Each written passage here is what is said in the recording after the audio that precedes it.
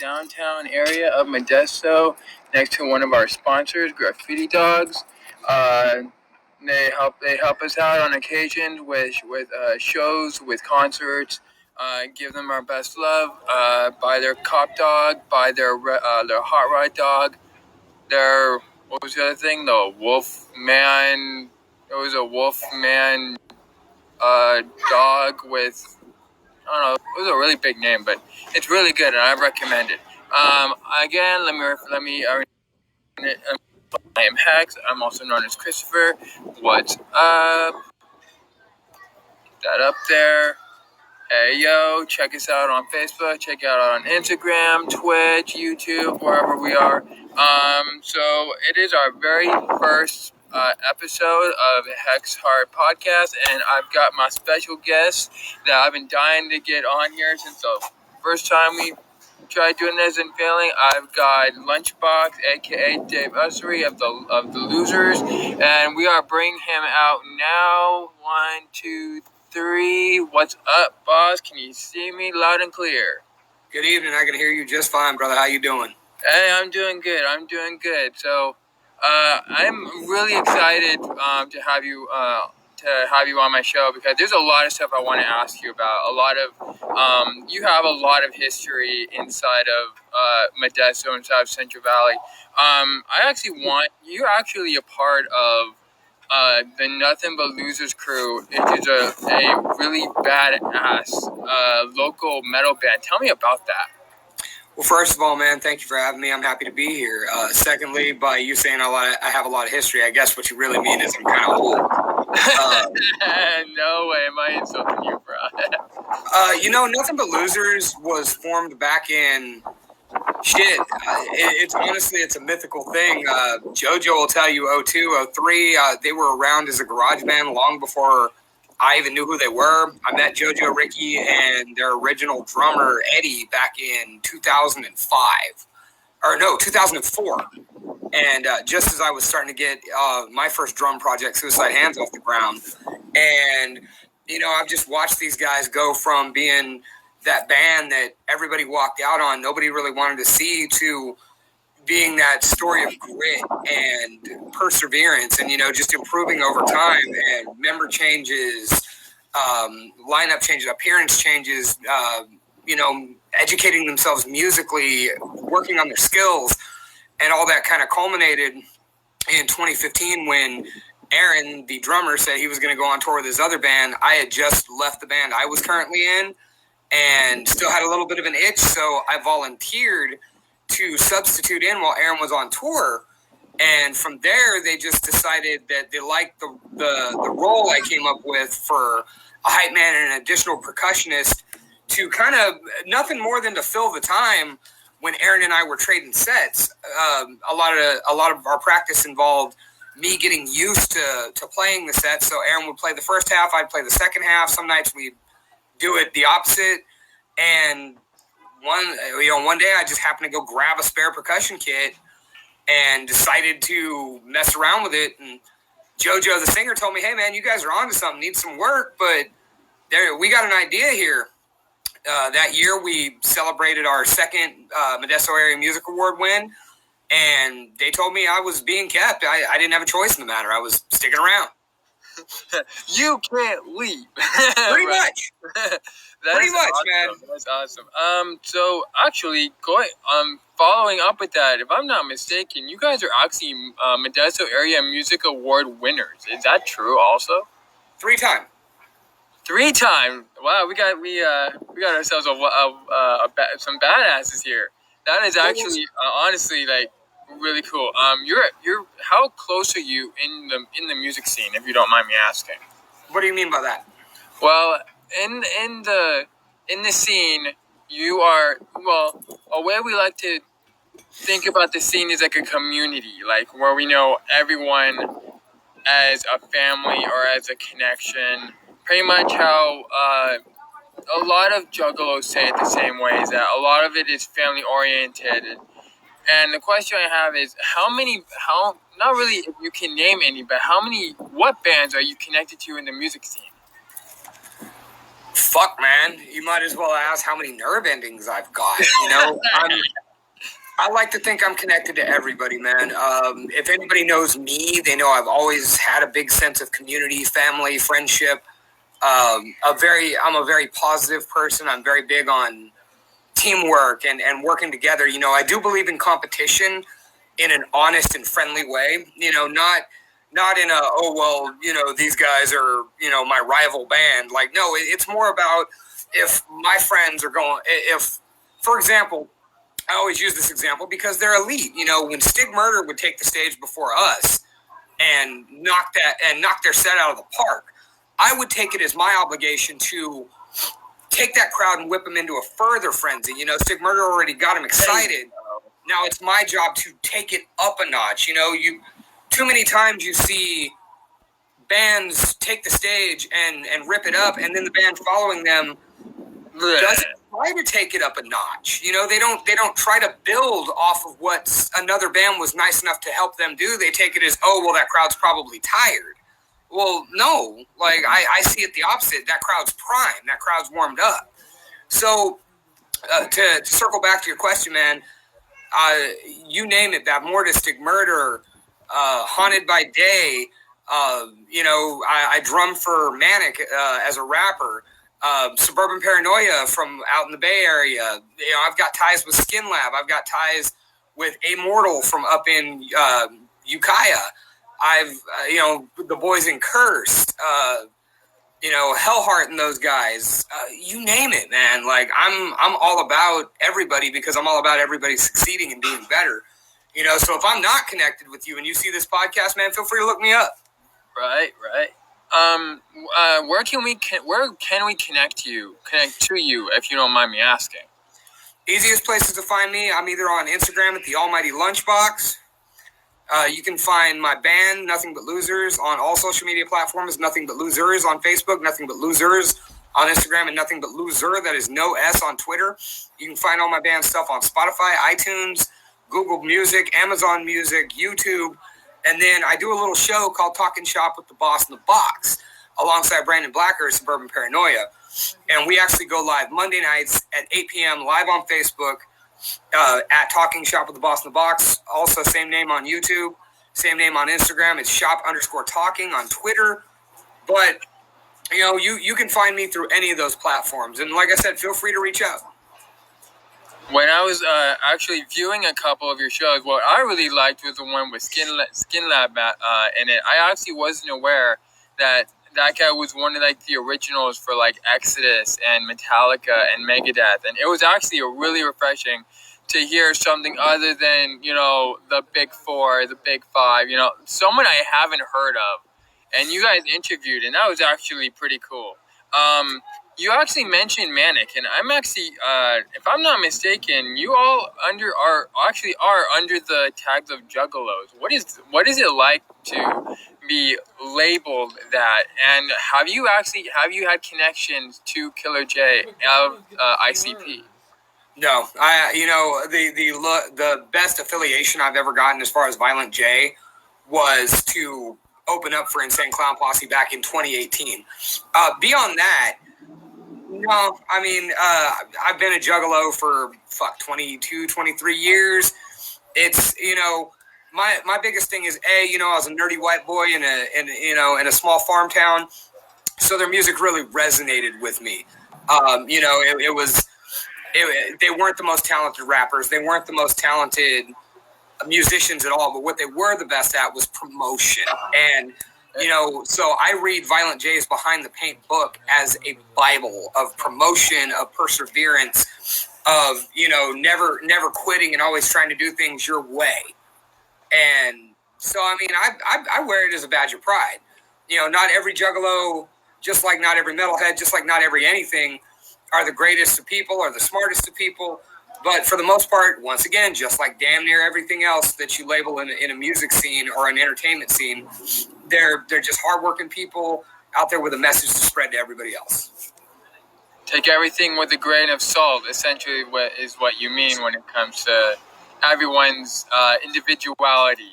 Like you said, there could be gangs of juggalos out there, and then he himself says that he has nothing to do with gangs or gang violence. So it all depends on who you talk to, but it's best to get it straight from the horse's mouth in this case. Well, I mean, everybody's got a bad experience with somebody, straight up. That's just called life. That's called living. That's outside of your extremes, like for the most part, damn near everybody that's under the umbrella of, especially we're talking entertainment labels here. Most of those people are just good, good people who are into what they're into. Nothing more, nothing less. There you go. That's a good way of putting it. Speaking of entertainment, you're also WWE. I don't want to say a fanatic, but you're into WWE. What is it like to work with those guys? I don't work with WWE. I work with an independent professional wrestling promotion called Blacklist Pro Wrestling. I would love to work with WWE. If I ever got that call, I'd shit my pants, I'm sure. But, man, wrestlers are a lot like musicians in the fact that they're just people out there who work hard at their craft to find their art and want to showcase it to the world. They're just like with comedians, bands, musicians of all sorts, actors, directors, wrestlers encompass a lot of all of it. And there are so many good ones that people are unaware of that if you're a fan of the art of pro wrestling, man, get out there and educate yourself, dude. There are so many good federations. UGWA, Best of the West Pro Wrestling, CWA, Pro Wrestling Bushido, and of course my home, Blacklist Pro Wrestling out of Fresno. Isn't there also one here in the Central Valley of Modesto also? There's two in Modesto, and I named both of them. That's Pro Wrestling Bushido and CWA. So which one do you believe worked? I believe we asked this the last time, but the last time our feed kicked off at this point. So what would you say was the one that worked for X-Fest with Chris Ricky and Bobby Hart? That was Bushido. Bobby Hart runs Pro Wrestling Bushido. He's the Bushido King of Killers.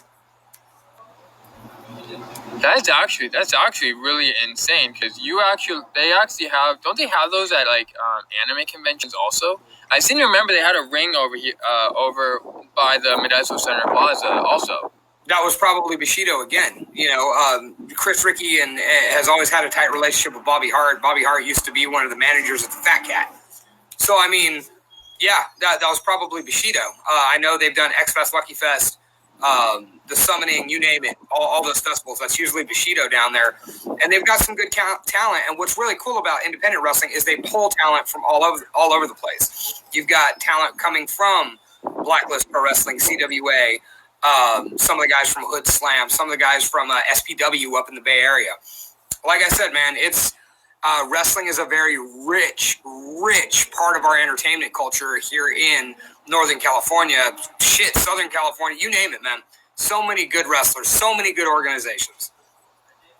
Would you say, and this is a question that I'm sure a lot of people come up to you and ask, and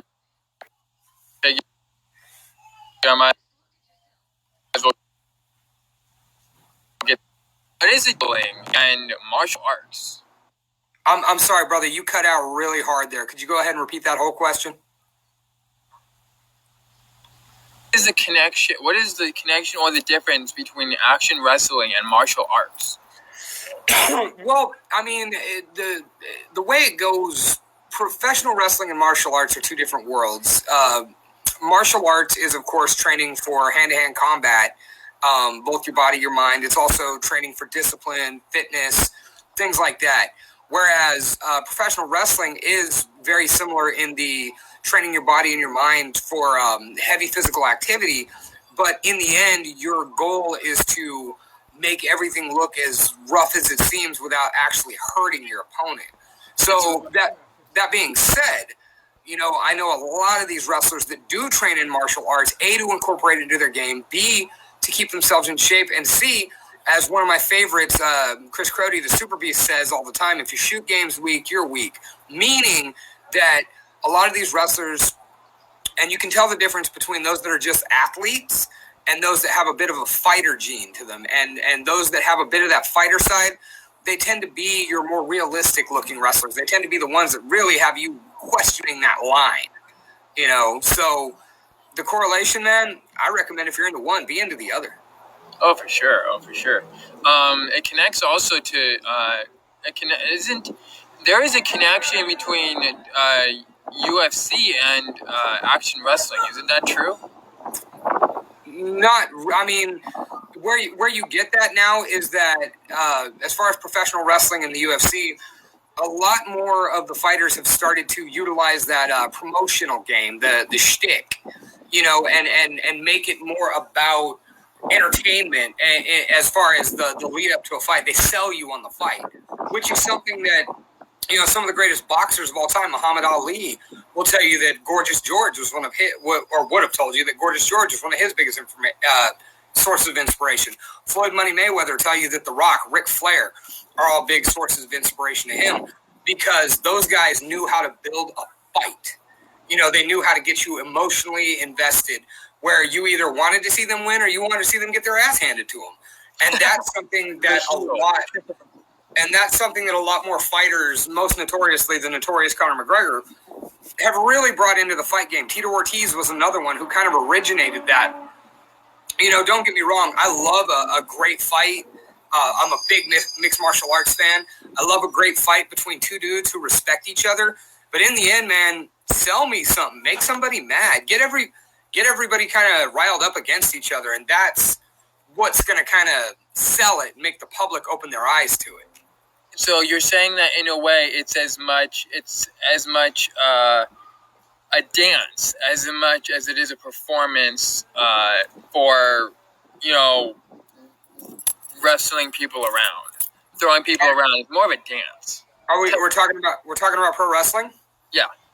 The way I like to look at it more so is it's basically stuntmen with one take. Hey, there you go. That's a better way of putting it. Then you're live out there, man. You don't have an option. You don't have an option to retake. You don't have an option. Oh, let's try that again. No, you got to go. That's true. So, like I said, the putting it as a dance, I used to use that analogy a little more.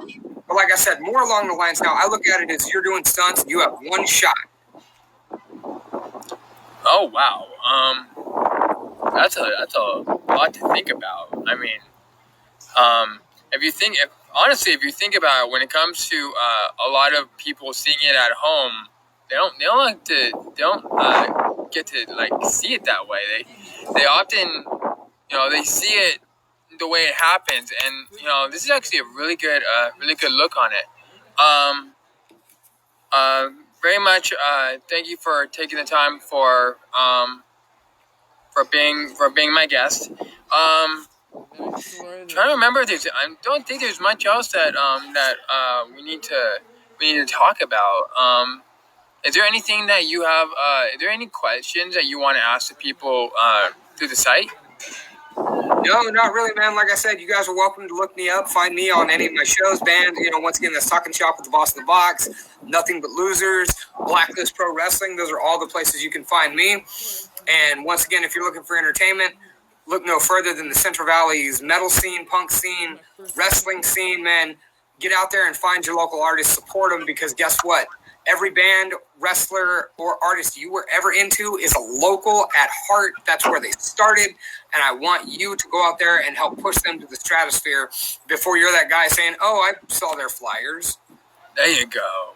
You want to support wrestling, support music, support the locals. We're real people out here, and all we want to do is make things special for as much people as possible. Absolutely. Once again, it's an event, and all those events start right in hometown. So get out to your hometown events. The events are starting to happen again. We've all been begging for them. Don't let it be like before, man, when you said you might go to that show.